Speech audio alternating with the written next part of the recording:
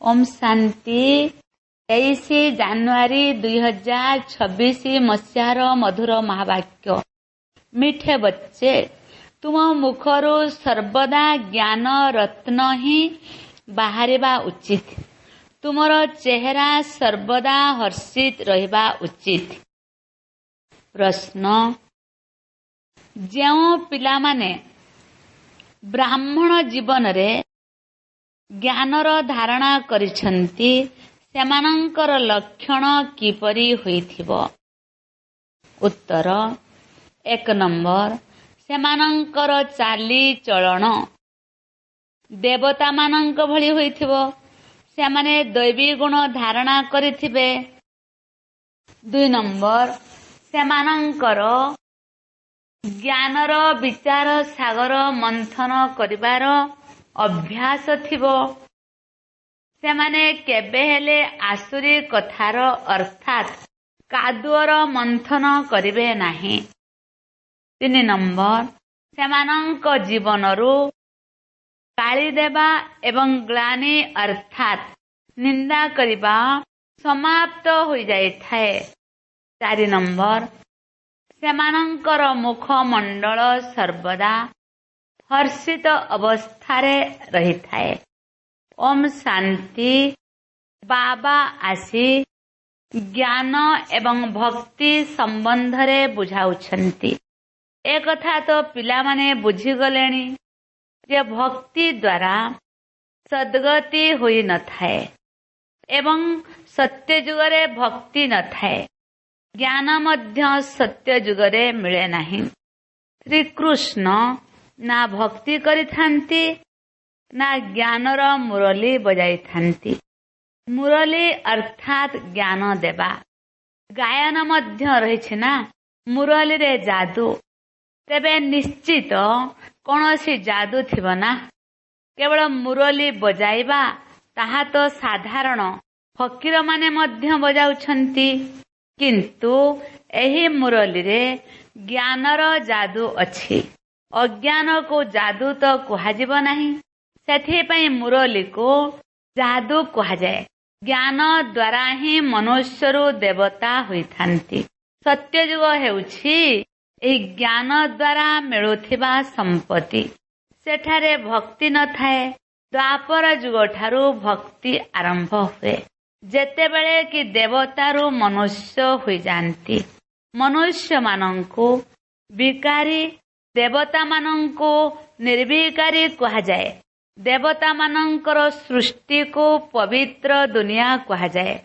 ଏବେ ତୁମେମାନେ ଦେବତା ହେବାକୁ ଯାଉଛ। ଜ୍ଞାନ କାହାକୁ କୁହାଯାଏ? ପ୍ରଥମେ ନିଜର ବା ବାବାଙ୍କର ପରିଚୟ ଏବଂ ଦ୍ୱିତୀୟରେ ସୃଷ୍ଟିର ଆଦି ମଧ୍ୟ ଅନ୍ତର ରହସ୍ୟକୁ ଜ୍ଞାନ କୁହାଯାଏ। ଜ୍ଞାନ ଦ୍ୱାରା ସଦ୍ଗତି ହୋଇଥାଏ। ପୁଣି ଯେତେବେଳେ ଭକ୍ତି ଆରମ୍ଭ ହୁଏ ତାକୁ ଅବନତିର କଳା ଅର୍ଥାତ୍ ପତନର ସମୟ ବୋଲି କୁହାଯାଏ। କାରଣ ଭକ୍ତିକୁ ରାତି ଏବଂ ଜ୍ଞାନକୁ ଦିନ କୁହାଯାଏ।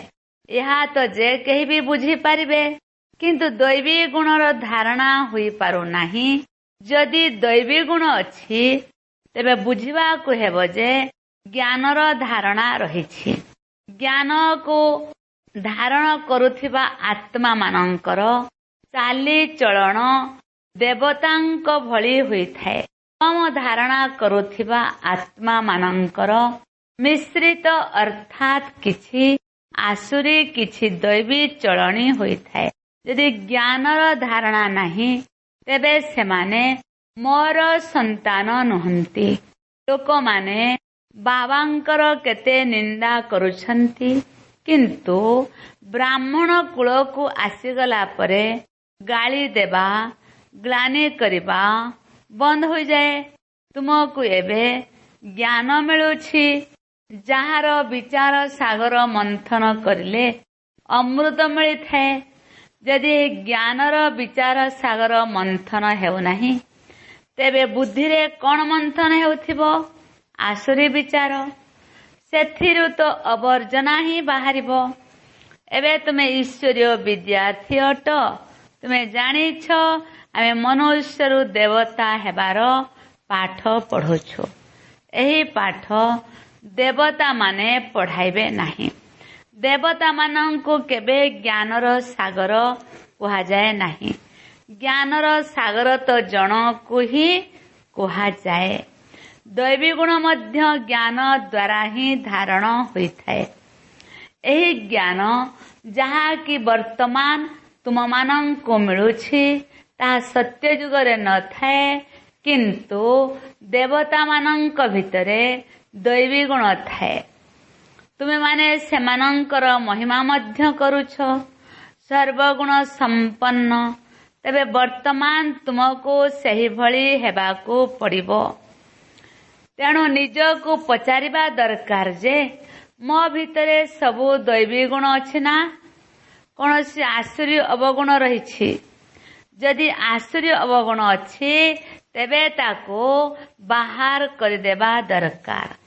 ତେବେ ଯାଇ ଦେବତା କୁହାଯିବ, ନଚେତ୍ କମ୍ ପଦ ପାଇବ। ଏବେ ତୁମେ ପିଲାମାନେ ଦୈବୀ ଗୁଣ ଧାରଣ କରୁଛ, ଅନ୍ୟମାନଙ୍କୁ ବହୁତ ଭଲ ଭଲ କଥା ଶୁଣାଉଛ।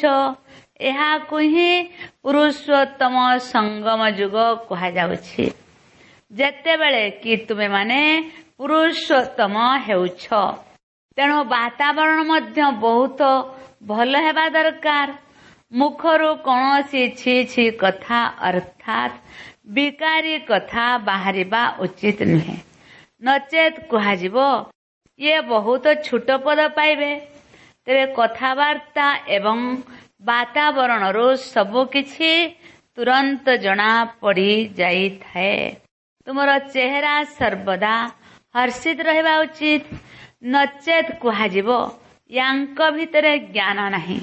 ମୁଖରୁ ସର୍ବଦା ଜ୍ଞାନରତ୍ନ ହିଁ ବାହାରୁଥାଉ। ଏଇ ଲକ୍ଷ୍ମୀ ନାରାୟଣଙ୍କୁ ଦେଖ, କେତେ ହର୍ଷିତ ମୁଖ ଅଟନ୍ତି, କାରଣ ଏମାନଙ୍କର ଆତ୍ମା ଏହି ଜ୍ଞାନରତ୍ନକୁ ସମ୍ପୂର୍ଣ୍ଣ ରୂପେ ଧାରଣ କରିଥିଲା। ତେଣୁ ତାଙ୍କ ମୁଖରୁ ସର୍ବଦା ଜ୍ଞାନରତ୍ନ ହିଁ ବାହାରିଥାଏ। ସେ ଜ୍ଞାନରତ୍ନକୁ ଶୁଣିବା ଏବଂ ଶୁଣାଇବା ଦ୍ୱାରା କେତେ ସୁଖ ମିଳିଥାଏ। ଜ୍ଞାନରତ୍ନ ଯାହାକି ଏବେ ତୁମକୁ ମିଳୁଛି, ତାହା ପୁଣି ଭବିଷ୍ୟତରେ ହୀରା ନୀଳାରେ ପରିଣତ ହୋଇଯିବ। ନବରତ୍ନର ମାଳା କୌଣସି ହୀରା ନୀଳାର ନୁହେଁ, ତାହା ଏହି ଜ୍ଞାନରତ୍ନର ହିଁ ମାଳା ଅଟେ, ଯାହାକୁ ମନୁଷ୍ୟମାନେ ସ୍ଥୂଳ ରତ୍ନ ମନେକରି ମୁଦି ତିଆରି କରି ପିନ୍ଧିଥାନ୍ତି।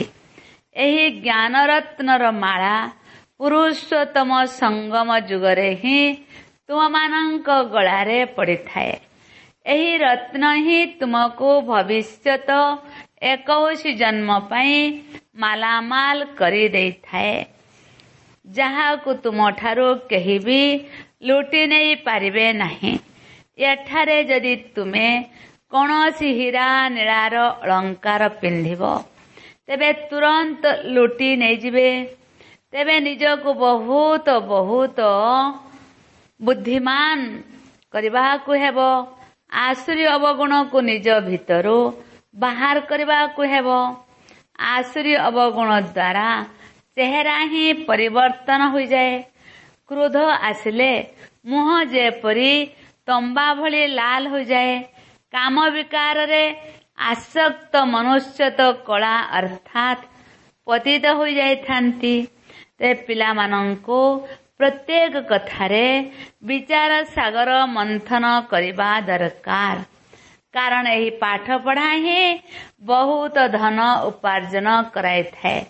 ଦୁନିଆର ପାଠପଢ଼ାକୁ ରତ୍ନ କୁହାଯିବ ନାହିଁ। ହଁ, ସେହି ପାଠ ପଢ଼ି ଚାକିରିରେ ଉଚ୍ଚ ପଦ ପାଇଥାନ୍ତି। ତେବେ ପାଠପଢ଼ା କାମରେ ଆସେ, ପଇସା ନୁହେଁ। ତେଣୁ ବିଦ୍ୟା ହିଁ ଧନ ଅଟେ। ତାହା ହେଲା ବିନାଶୀ ଧନ, ଏହା ହେଲା ଅବିନାଶୀ ଧନ। କିନ୍ତୁ ଉଭୟ ପାଠପଢ଼ା ହିଁ ଅଟେ। ଏବେ ତୁମେମାନେ ଜାଣୁଛ ବାବା ଆମକୁ ପାଠ ପଢ଼ାଇ ବିଶ୍ୱର ମାଲିକ କରିଦେଉଛନ୍ତି। ତାହା ତ ଗୋଟିଏ ଜନ୍ମ ପାଇଁ ଅଳ୍ପ କାଳ କ୍ଷଣଭଙ୍ଗୁର ପାଠପଢ଼ା ଅଟେ, ଯାହାକି ପରବର୍ତ୍ତୀ ଜନ୍ମରେ ନୂଆ ଭାବରେ ପଢ଼ିବାକୁ ପଡ଼ିବ। ସେଠାରେ ଅର୍ଥାତ୍ ସ୍ୱର୍ଗରେ ଧନ ଉପାର୍ଜନ ପାଇଁ ପାଠ ପଢିବାର ଆବଶ୍ୟକତା ନାହିଁ। ସେଠାରେ ତ ବର୍ତ୍ତମାନର ପୁରୁଷାର୍ଥ ଅନୁସାରେ ପ୍ରଚୁର ଧନ ମିଳିଯାଏ ଏବଂ ତାହା ମଧ୍ୟ ଅବିନାଶୀ ହୋଇଯାଏ। ଦେବତାମାନଙ୍କ ପାଖରେ ଧନ ବହୁତ ଥିଲା।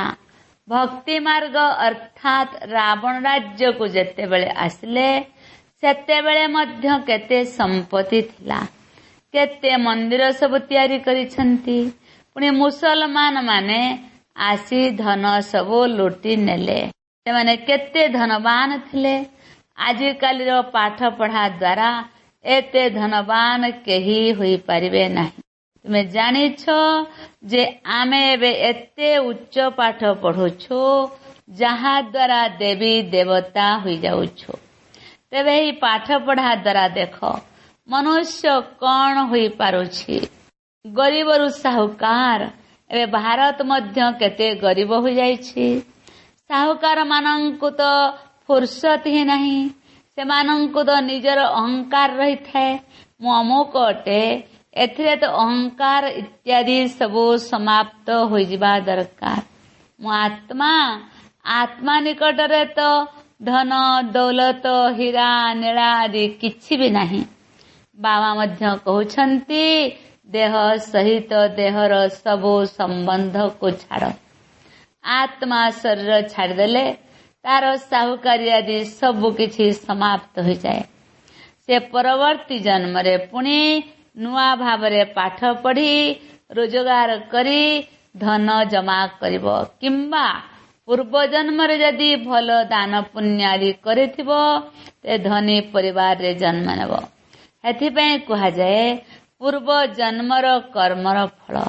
ଯଦି ଜ୍ଞାନର ଦାନ କରିଥିବେ ବା କଲେଜ ଧର୍ମଶାଳା ଆଦି ତିଆରି କରିଥିବେ ତେବେ ତାର ଫଳ ତ ପରବର୍ତ୍ତୀ ଜନ୍ମରେ ମିଳିଥାଏ, କିନ୍ତୁ ତାହା ମଧ୍ୟ ଅଳ୍ପ କାଳ ପାଇଁ।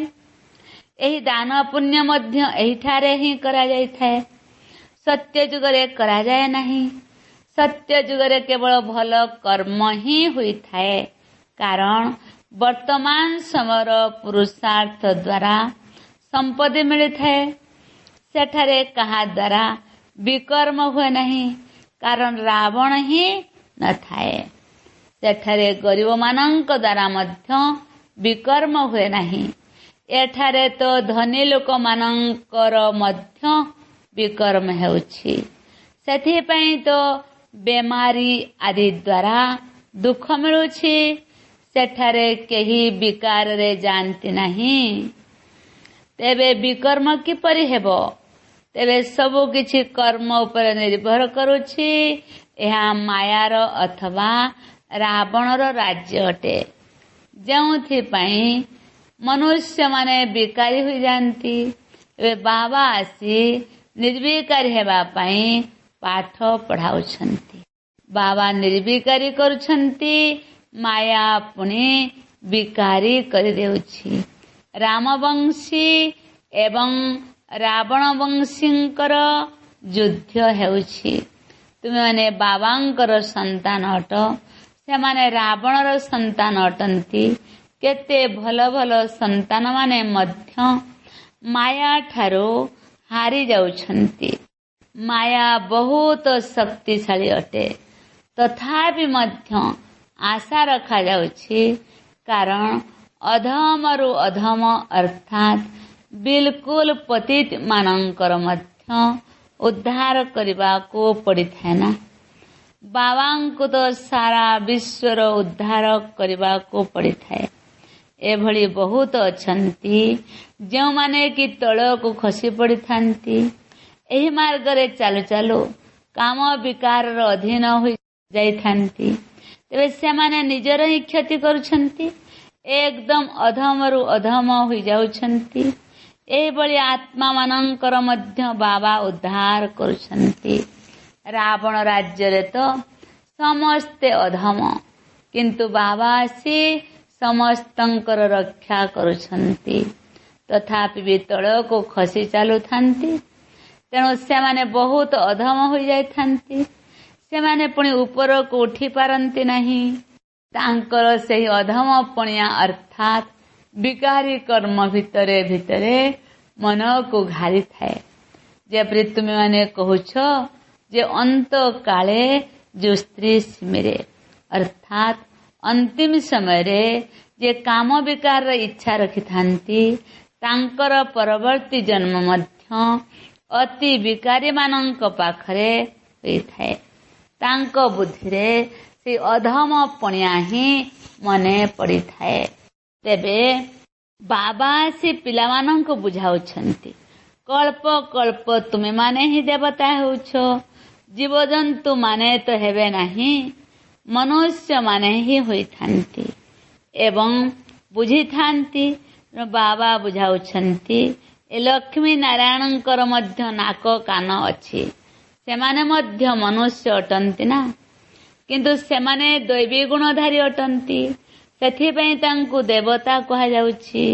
ଏମାନେ ଏଭଳି ସୁନ୍ଦର ଦେବତା କିପରି ହେଉଛନ୍ତି ଏବଂ କିପରି ତଳକୁ ଖସୁଛନ୍ତି, ଏହି ଚକ୍ର ବିଷୟରେ ତୁମକୁ ଜ୍ଞାନ ମିଳିଗଲା।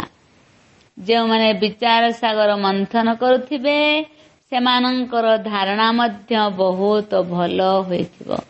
ଯେଉଁମାନେ ବିଚାର ସାଗର ମନ୍ଥନ କରନ୍ତି ନାହିଁ ସେମାନେ ନିର୍ବୋଧ ଅଟନ୍ତି। ଯେଉଁମାନେ ମୁରଲି ଶୁଣାନ୍ତି ସେମାନଙ୍କ ବୁଦ୍ଧିରେ ବିଚାର ସାଗର ମନ୍ଥନ ଚାଲିଥାଏ। ଏହି ବିଷୟ ଉପରେ ଏହି କଥା ସବୁ ବୁଝାଇବାକୁ ହେବ। ତାଙ୍କ ଭିତରେ ଆପେ ଆପେ ବିଚାର ସାଗର ମନ୍ଥନ ଚାଲିଥାଏ। ଅମୁକ ଅମୁକ ବୁଝିବା ପାଇଁ ଆସିବେ, ତେଣୁ ସେମାନଙ୍କୁ ମଧ୍ୟ ବହୁତ ଉତ୍ସାହର ସହିତ ବୁଝାଇବି। ହୋଇପାରେ ସେମାନେ କିଛି ବୁଝି ଯାଇପାରନ୍ତି, ତେବେ ସବୁ କିଛି ତାଙ୍କ ଭାଗ୍ୟ ଉପରେ ନିର୍ଭର କରେ। କାହାର ତୁରନ୍ତ ନିଶ୍ଚୟ ହୋଇଯାଇଥାଏ ତ କାହାର ହୁଏ ନାହିଁ। ତଥାପି ଆଶା ରଖାଯାଏ, ଏବେ ବୁଝି ନାହାନ୍ତି ତ ସମୟ ଆସିଲେ ନିଶ୍ଚିତ ବୁଝିବେ। ଆଶା ରଖିବା ଦରକାର ନା। ଆଶା ରଖିବା ଅର୍ଥାତ୍ ସେବାର ସଉକ ଅଛି, ଏଥିରେ ଥକି ଯିବାର ନାହିଁ। ଯଦିଓ କେହି କେହି ଜ୍ଞାନକୁ ବୁଝିବା ପରେ ମଧ୍ୟ ଅଧମ ଅର୍ଥାତ୍ ବିକାରୀ ହୋଇଯାଇଛନ୍ତି, କିନ୍ତୁ ପୁଣି ଯଦି ସେ ଆସୁଛନ୍ତି ତେବେ ତାଙ୍କୁ ନିଶ୍ଚିତ ଭିଜିଟିଂ ରୁମ୍ ଅର୍ଥାତ୍ ବୈଠକ ଗୃହରେ ବସାଇବା ଉଚିତ। ଏପରି ନୁହେଁ କି ଚାଲିଯିବାକୁ କହିବ। ତାକୁ ପଚାରିବା ଦରକାର ଯେ ଏତେ ଦିନ ହେଲା କାହିଁକି ଆସୁନଥିଲ? ସେମାନେ କହିବେ ଯେ ମାୟା ଠାରୁ ହାରି ଯାଇଥିଲି। ଏହିଭଳି ଅନେକ ପିଲା ଆସୁଛନ୍ତି, ସେମାନେ ଜାଣିଛନ୍ତି ଜ୍ଞାନ ବହୁତ ଭଲ, କିନ୍ତୁ ମାୟା ମତେ ହରାଇ ଦେଲା। ଜ୍ଞାନର ସ୍ମୃତି ତ ରହିଥାଏ ନା, ଭକ୍ତିରେ ତ ହାରିବା ଏବଂ ଜିତିବାର କଥା ନଥାଏ। ତେବେ ଏହି ଜ୍ଞାନକୁ ଧାରଣା କରିବାକୁ ହେବ। ଏବେ ତୁମେ ବାବାଙ୍କ ଦ୍ୱାରା ସତ୍ୟ ଗୀତା ଶୁଣୁଛ, ଯାହା ଦ୍ୱାରା ଦେବତା ହୋଇଯାଉଛ। ଯେ ପର୍ଯ୍ୟନ୍ତ ବ୍ରାହ୍ମଣ ନ ହୋଇଛ ସେ ପର୍ଯ୍ୟନ୍ତ ଦେବତା ହୋଇପାରିବ ନାହିଁ। ଖ୍ରୀଷ୍ଟିଆନ, ପାର୍ସୀ ଏବଂ ମୁସଲମାନ ଧର୍ମରେ ବ୍ରାହ୍ମଣ ନଥାନ୍ତି। ଏହିସବୁ କଥାକୁ ଏବେ ତୁମେମାନେ ଜାଣୁଛ। ତୁମେମାନେ ଜାଣିଛ ଏବେ ଅଲ୍ଫ ଅର୍ଥାତ୍ ବାବାଙ୍କୁ ମନେ ପକାଇବାକୁ ହେବ। ସେହି ଅଲ୍ଫଙ୍କୁ ସ୍ମରଣ କରିବା ଦ୍ୱାରା ହିଁ ସତ୍ୟଯୁଗୀ ରାଜତ୍ୱର ପ୍ରାପ୍ତି ହୋଇଥାଏ। ଯେତେବେଳେ ବି ତୁମକୁ କେହି ମୁସଲମାନ ଆଦି ମିଳିଯାଉଛନ୍ତି ତେବେ ତାଙ୍କୁ କୁହ ଅଲ୍ଫକୁ ସ୍ମରଣ କର। ଅଲ୍ଫଙ୍କୁ ହିଁ ଉଚ୍ଚରୁ ଉଚ୍ଚ କୁହାଯାଏ। ଆଙ୍ଗୁଳି ଉପରକୁ କରି ଅଲ୍ଫଙ୍କ ଆଡ଼କୁ ଇଙ୍ଗିତ କରିଥାନ୍ତି ନା। ଅଲ୍ଫଙ୍କୁ କେବଳ ଜଣେ ବୋଲି ମଧ୍ୟ କୁହାଯାଏ। ଭଗବାନ କେବଳ ସେହି ଜଣେ ହିଁ ଅଟନ୍ତି, ବାକି ତ ସମସ୍ତେ ହେଲେ ତାଙ୍କର ସନ୍ତାନ। ବାବା ତ ସର୍ବଦା ଅଲ୍ଫ ହିଁ ଅଟନ୍ତି। ସେ ସତ୍ୟଯୁଗର ରାଜତ୍ୱ କରନ୍ତି ନାହିଁ, ସେ ଜ୍ଞାନ ମଧ୍ୟ ଦେଇଥାନ୍ତି ଏବଂ ନିଜର ସନ୍ତାନ ମଧ୍ୟ କରିଥାନ୍ତି। ତେବେ ସନ୍ତାନମାନେ ସଦା ସର୍ବଦା ଖୁସିରେ ରହିବା ଦରକାର ଯେ ବାବା ଆମର କେତେ ସେବା କରୁଛନ୍ତି, ଆମକୁ ବିଶ୍ୱର ମାଲିକ କରୁଛନ୍ତି। किंतु निजे से ही पवित्र दुनिया को आसंती नहीं। बाबा कहते पवित्र दुनिया को मते केही डाकंती भी नहीं। पतित मनुष्य माने ए पतित दुनिया को ही डाकी थांती। पवित्र दुनिया को आसी से कौन करिवे? तांकर तो नाम ही पतित पावन अटे। तेणु पुराणा दुनिया को नुआ करबा तांकर कर्तव्य।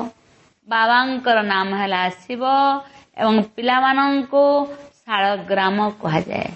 सेमानंकर पूजा होइଥାଏ। तांको शिव बाबा बोली कही समस्ते मने पकाई थांती। आहरी मध्य ब्रह्मांको बाबा बोली कहा जाए। प्रजापिता ब्रह्मा बोली बहुत कही थांती। किंतु तांको यथार्थ भावरे केही जानि नाहंती। ब्रह्मा कहार संतान तुम्हें कहबो? परम पिता परमात्मा शिव ही तांको संतान रूपरे ग्रहण करिछंती। ब्रह्मा तो शरीरधारी अटंती ना। सबु आत्मा माने ईश्वरंकर संतान अटंती। सबु आत्मांकर निज निजर शरीर अछि। सर्व आत्मा मानंको अलगा अलगा पाठ मिली।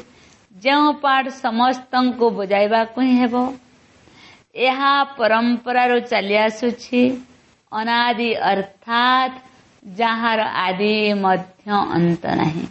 लोक माने जते बेले सुनुछंती जे दुनिया विनाश हेबा को जाउछि तेणु द्वंद्व रे पड़ी जाउछंती। पुणे तियारी हेबो किपरि? बाबा बुझाउछंती एहा अनादि अविनाशी अटे। केबे तियारी होछि ए कथा पचरा जाई पारिबो नाही। शास्त्र जेउ भली अतिरंजित करी लेखि दैछंती वास्तव रे सेही भली प्रलय अर्थात संपूर्ण ध्वंस केबे भी हुए नहीं।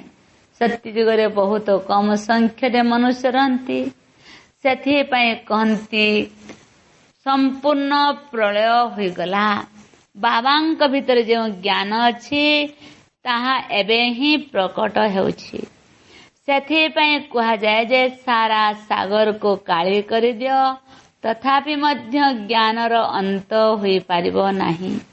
अच्छा मिठा मिठा शिकिल दे संतान मानंक प्रति माता पिता बाप दादांकर मधुर स्नेह संपन्न शुभेच्छा एवं सुप्रभात।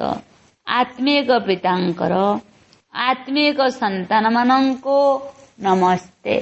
धारणा पाई मुख्य सारांश 1 नंबर निजर हर्षित मुख चेहरा द्वारा बाबांकर नाम को विख्यात करबा को हेबो। ज्ञान रत्न को ही सुनिबा को हेबो एवं सुनाइबा को हेबो। गଳାରେ सर्वदा ज्ञान रत्नर माला ही पड़ी रही थाओ। आश्री अवगुण गुड़ी को बाहर कर देबा को हेबो। 2 नंबर सेवारे केबे हेले थकी जिबार नहीं। आशावादी हुई बड़ आग्रहर सहित सेवा करबा को हेबो। विचार सागर मंथन करी सर्वदा प्रफुल्लित हुई रहिबा को हेबो। आजिर वरदान द्वंद्वरे पड़िबा परिवर्ते ढिला रहुथिबा कनेक्शन अर्थात युग को ठीक करुथिबा समस्या मुक्त आत्मा भव। सबु समस्यार मूल कारण हैला बाबांक सहित बुद्धिरूपी तारर संयोग ढिला हेबा। केवल सही कनेक्शन को ठीक कर दियो तेबे सर्वशक्ति गुड़िक तुमर आगरे उपस्थित होइजिबे। जदि कनेक्शन जुड़िबा पाई मिनिटिए बा 2 मिनिट मध्य लागि जाउछि तेबे भी साहस हराई द्वंद्वरे पड़ नाही। निजर निश्चर मूलदुआ को दोहला नाही। मु बाबांकर बाबा मोर एई स्मृति आधार रे मूलदुआ को मजबूत कर। ताहेले समस्या मुक्त होइजिबो। स्लोगान बीज रूप अवस्था रे स्थित रहिबा ही पुराना संसार को परिवर्तन करिवार विधि अटे। अव्यक्ति सारा ये अव्यक्ति मासरे बंधन मुक्त हुई जीवन मुक्त स्थितिर अनुभव कर। जेतेबेले सेवारे बा निजर पुरुणा संस्कार को परिवर्तन करिबारे सफलता मिलु नहीं तेरे तुम माने कौनसी ना कौनसी विघ्नर वशवर्ती हो जाउछ पुणी ताठार मुक्त हेबा पई इच्छा रखुछ किंतु बिना शक्ति रे एही इच्छा पूर्ण होई परिबो नाही। सेठी पई एबे अलंकारी रूप धारण कर शक्ति रूप धारण कर ताहेले बंधन मुक्त होई जीवो। ओम शांति।